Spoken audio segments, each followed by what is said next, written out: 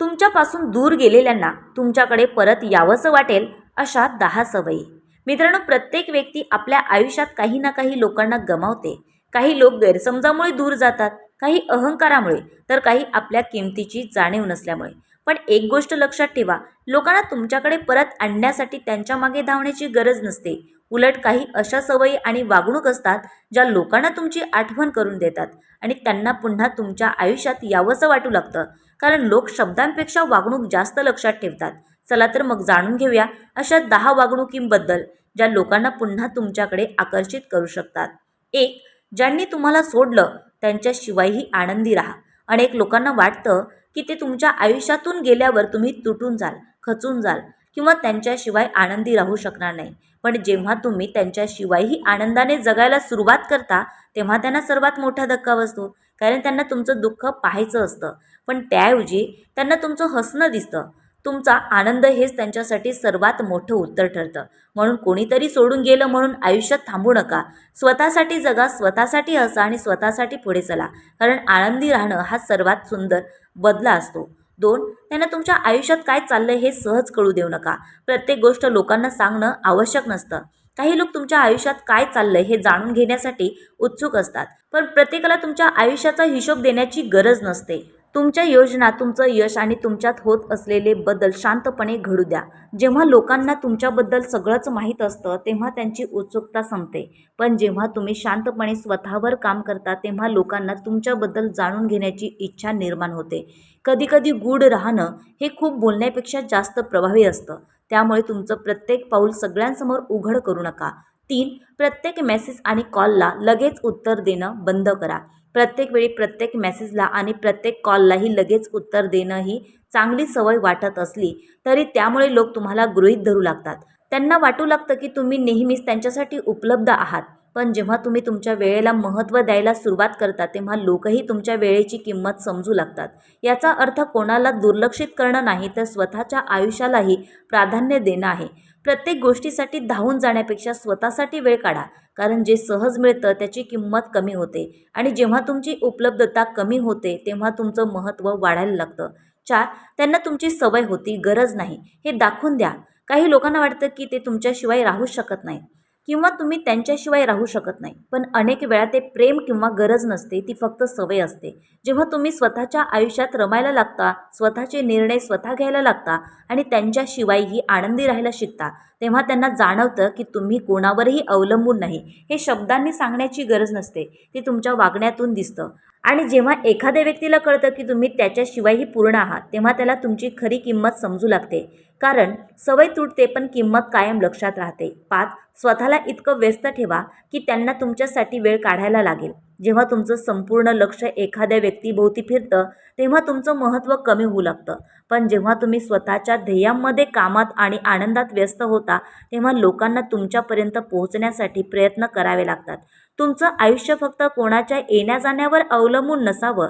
स्वतःची एक वेगळी दुनिया तयार करा ज्यात तुमची स्वप्न, तुमची ध्येय आणि तुमचा आनंद असेल. जेव्हा लोक पाहतात की तुम्ही स्वतःच्या आयुष्यात समाधानी आहात तेव्हा त्यांना तुमचं महत्त्व जास्त जाणवू लागतं. कारण व्यस्त माणसाची किंमत लोकांना नेहमीच जास्त वाढते. 6. तुमच्यात झालेला बदल त्यांना दिसू द्या पण सांगू नका. लोकांना सांगण्यापेक्षा त्यांना दाखवणं नेहमीच जास्त प्रभावी असतं.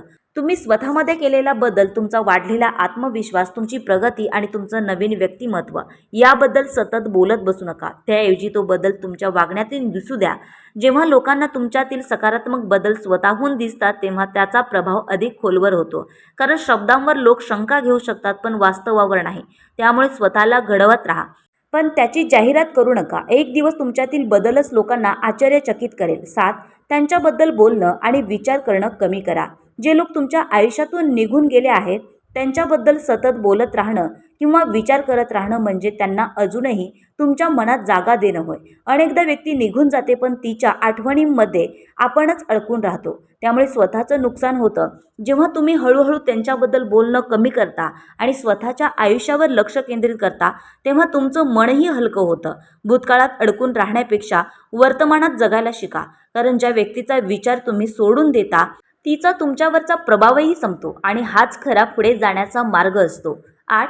तुमच्या आयुष्यात नवीन आनंद निर्माण करा. एखादी व्यक्ती गेली म्हणून आनंदही निघून गेला असं नसतं. आयुष्यात आनंद मिळवण्याचे अनेक मार्ग असतात. नवीन छंद, नवीन ध्येय, नवीन लोक आणि नवीन अनुभव तुमच्या आयुष्यात पुन्हा उत्साह निर्माण करू शकतात.